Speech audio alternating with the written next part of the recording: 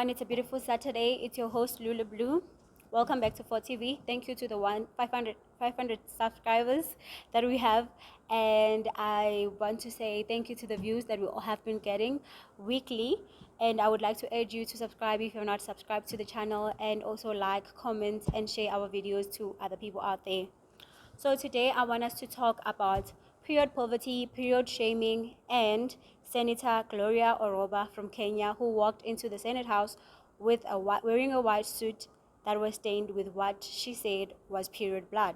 It is possible that someone there at home watching is experiencing period poverty or is currently experiencing period shaming, but doesn't know that is the title or the name of what they're currently experiencing. So I want us to define those terms: period poverty and period shaming. So what period poverty is, it is a global issue affecting those who don't have access to the safe, hygienic menstrual products they need, and or who are unable to manage their periods with dignity, sometimes due to community stigma and sanctions. So I want us to take the keyword stigma. That's very important. And then we're going to move into period shaming. So period shaming is when many people experience menstruation with shame and without access to resources needed to manage their menstruation healthy and safely.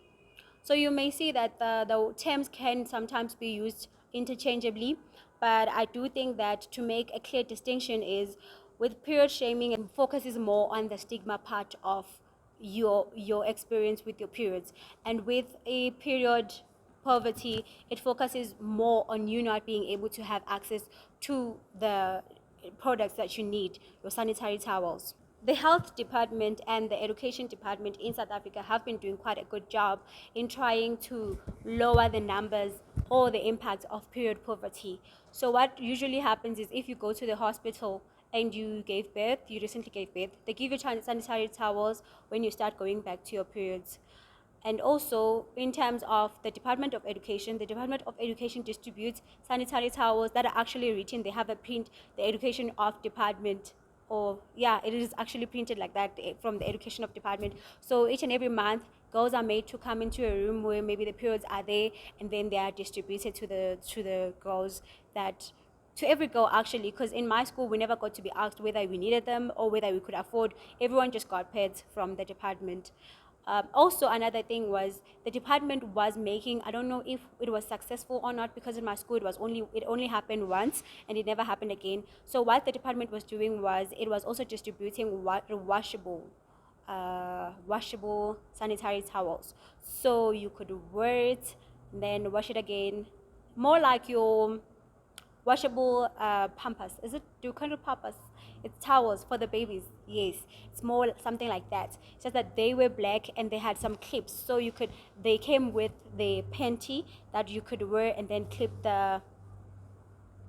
take the wings, put the clips underneath your panty, and then you wear it like that.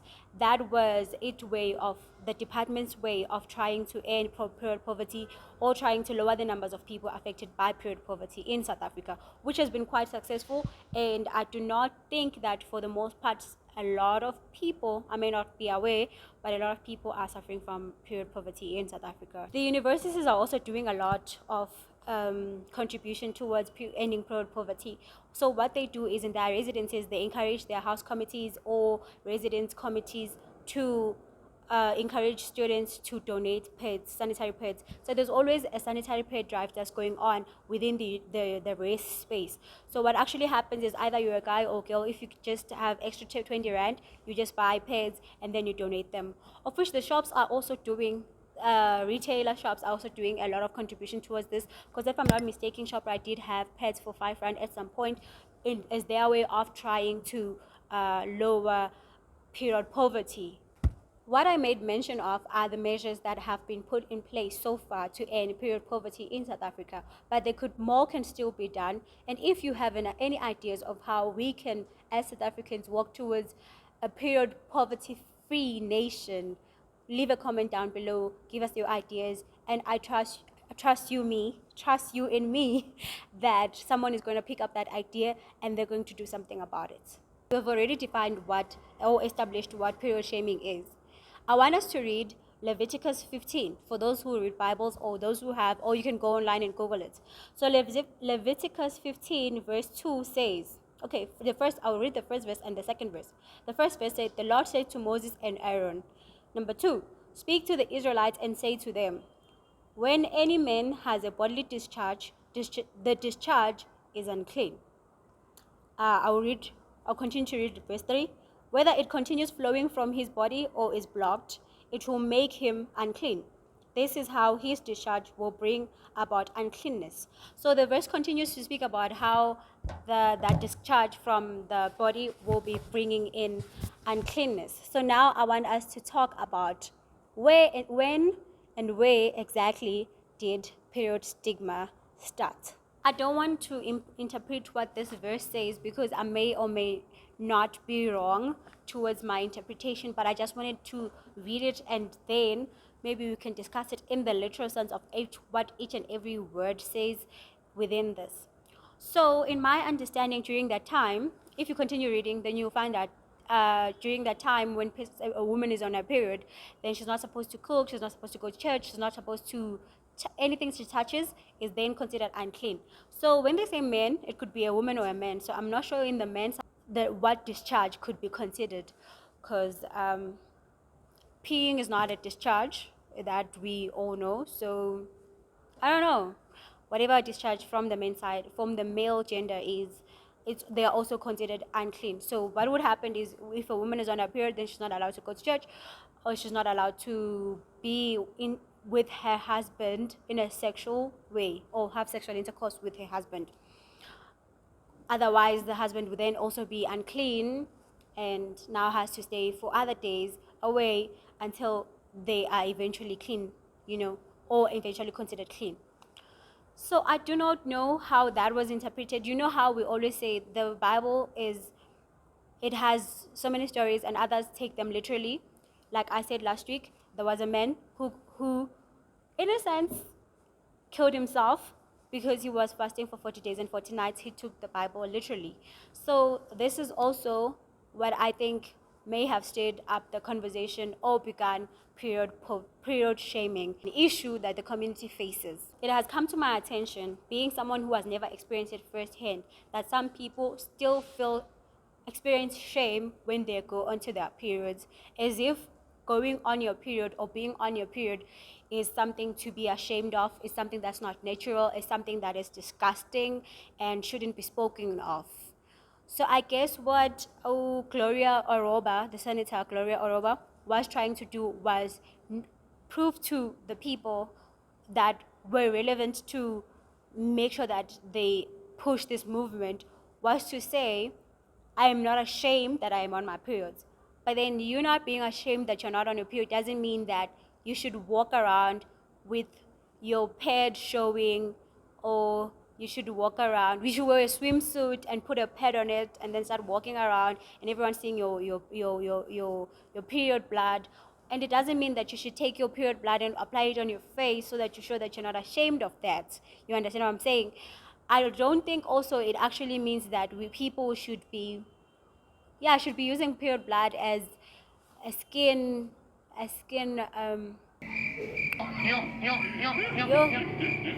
they should be using period blood as a face mask, which is something that has happened in the past, and you guys may have noticed on TikTok. It once trended that people were liberating themselves and coming out of this place of being ashamed of their period into moving into a space when they are not ashamed of their period. Then they were doing that, or they were showing that through applying period blood on their faces and taking pictures or videos and saying that it's nice, it feels good, it's amazing. I never did that. I don't know if those comments are true. But what I'm trying to say is, it is human beings that make other human beings feel small or feel like they don't belong. And they behave as if this earth is theirs. And everyone else is like renting and they are the landlord. So they control how people are supposed to feel and what people are supposed to accept.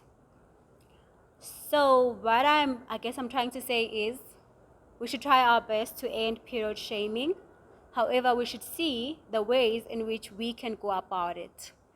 We should talk to men and women about periods, them being natural, even from a young age.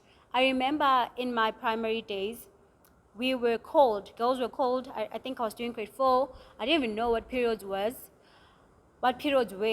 We were called into a classroom, all girls only, and then there was this other mistress of mine had bought panties, I think 3 new panties from Ackermans, if I'm not mistaken, and then she had bought pads.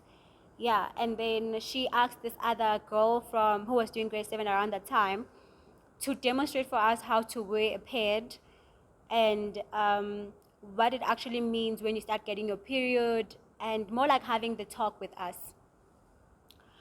But then I thought to myself, at that time, I was just like, okay, so why are the boys not here? But do you know what the boys were doing? They were on the windows, peeking, and others had their ears like this.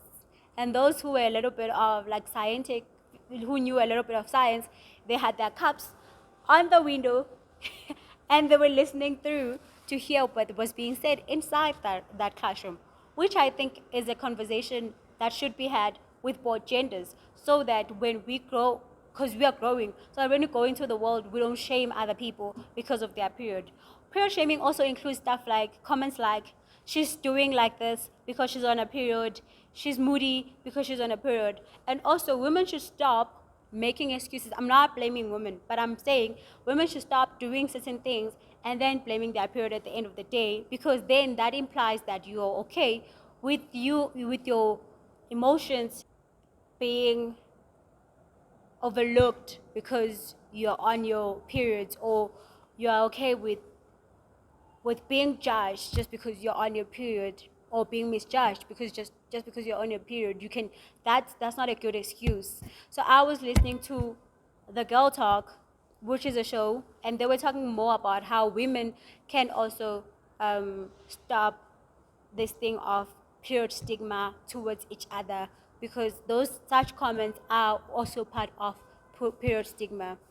I think in Kenya it's worse because the senator, when she was, in a sense, pleading a case, she mentioned that Elena committed suicide because of period shaming.